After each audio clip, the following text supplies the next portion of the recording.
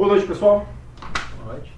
Bom, vou falar aqui para vocês sobre uma maluquice aí que eu estou tentando bolar há algum tempo, chamado de nemocracia. É quando o Molezin, particularmente, fez o convite para vir aqui, né, falar e tal, e falou, pô, a gente gosta de coisas mais loucas e tal, assim, como eu gosto de falar de coisas loucas, né, normalmente em eventos, pô, casou, né, fome com vontade de comer.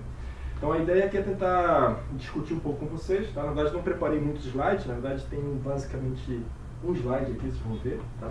Que é exatamente um slide sugestivo, né? Porque o nome é democracia, né? Então, puta, que raios é democracia, né? Surgiu até brincadeiras do tipo, a democracia do Nemo, né? O que é exatamente. Bom, e o conceito por detrás aqui, gente, do... Opa, deu uma besteira agora. Tá vendo, então. O conceito por detrás aqui da democracia, na verdade, assim, é uma constatação que a gente tem observado em tudo que a gente tem falado aqui sobre modelos de organizações, relacionados a métodos ágeis, auto-organização e por aí vai. Então, assim, um dos pontos que a gente começa vamos primeiro lançar alguns insights, alguns inputs aqui para vocês, para a gente pensar junto e tentar construir essa ideia coletivamente, beleza, galera? Então, assim, normalmente quando a gente está em uma empresa, né, como é que é a nossa relação do indivíduo com aquela empresa? Né? Nós vemos aquilo que eu chamo de paradoxo da performance individual, né? Onde, para eu crescer naquela empresa, eu tenho que performar muito bem, né? Eu tenho que ser um bom profissional, né? Eu tenho que muitas vezes usado o conceito de meritocracia para eu conseguir crescer naquela empresa, por exemplo. Né? E a empresa também me avalia dessa maneira. Né? Ela faz avaliações individuais, ela olha o meu desempenho individual, né? Ela busca olhar as minhas metas individuais, se eu estou alcançando ou não estou alcançando as minhas metas individuais.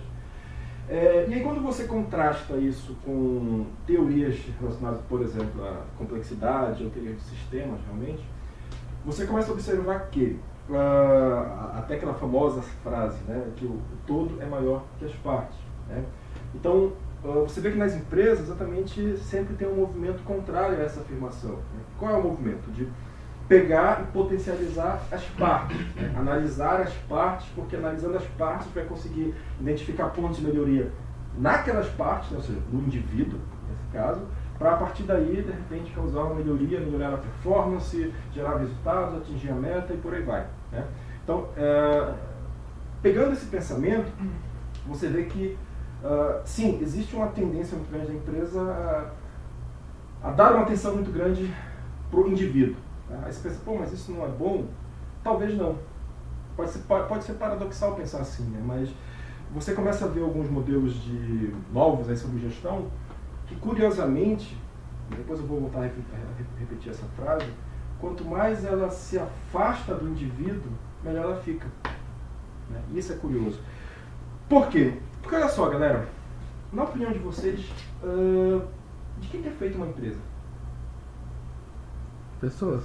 Pessoas. Ainda mais a gente, né, acostumado com métodos ágeis, etc. Tal, a primeira coisa que vem na nossa cabeça é pessoas. Né? E eu falo que não.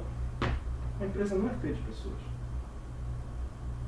A empresa, né, somente, obviamente, se você não for uma empresa solo, ela é feita das interações entre as pessoas, essencialmente.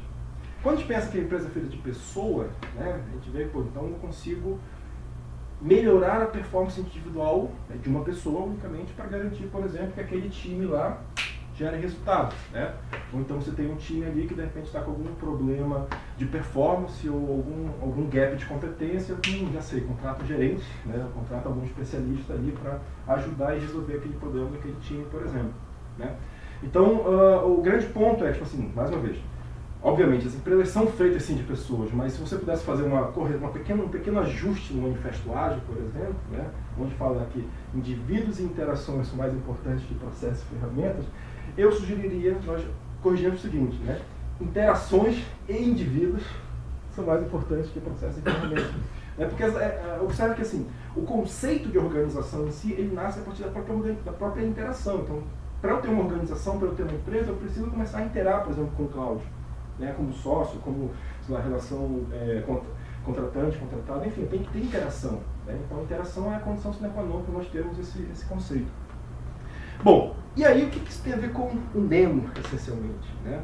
Porque assim, tudo que a gente tem falado aqui sobre, por exemplo, há alguns anos, pegando a ideia do Scrum, sobre auto-organização, você vê que sempre acaba cutucando algumas feridas muito críticas no modelo organizacional das empresas.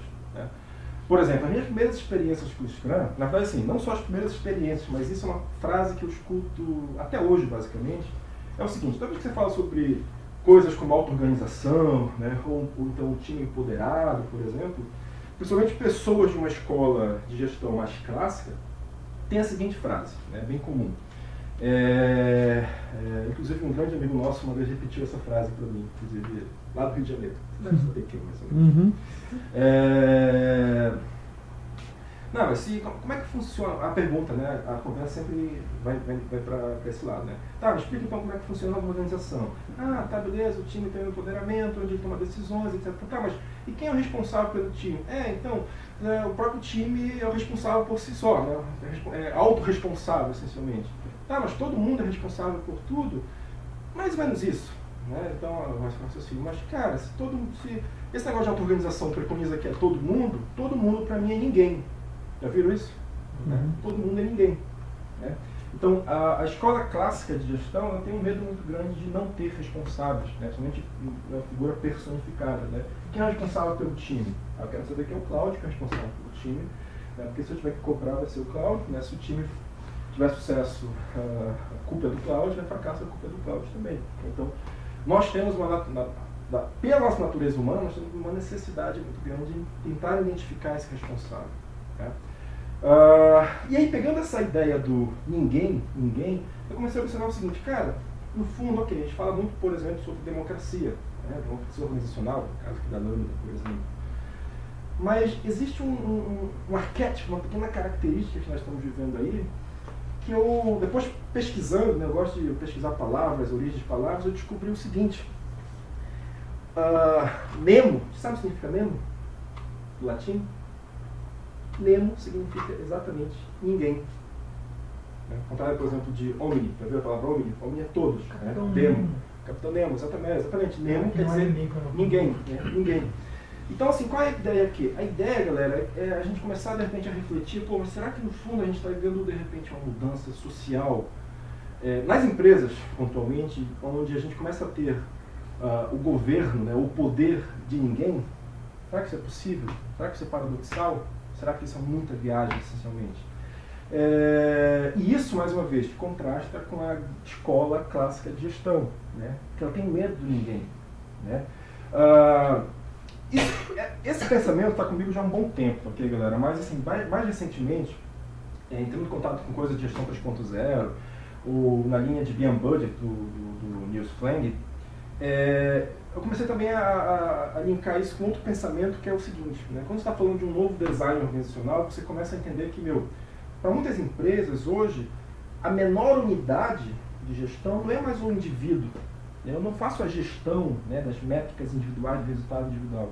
Eu faço a gestão, talvez, dos resultados em time, né, através de restrições, etc. Então você vê, a menor unidade não é mais um indivíduo, pode ser o time. Aí eu comecei a ver, tá aí. Né, nós temos um cenário onde provavelmente a gente já está meio que vivendo essa questão da democracia. Né? Ou seja, quem é que está gerando o resultado? Né? É uma pessoa específica? Não. Né? Ao mesmo tempo que não é ninguém, né? Porque ninguém consegue fazer nada sozinho, essencialmente, é toda uma interação coletiva ali que faz com que todos, né? Aí talvez entre a questão de democracia, etc., alcance aquele resultado. Tá ok, galera?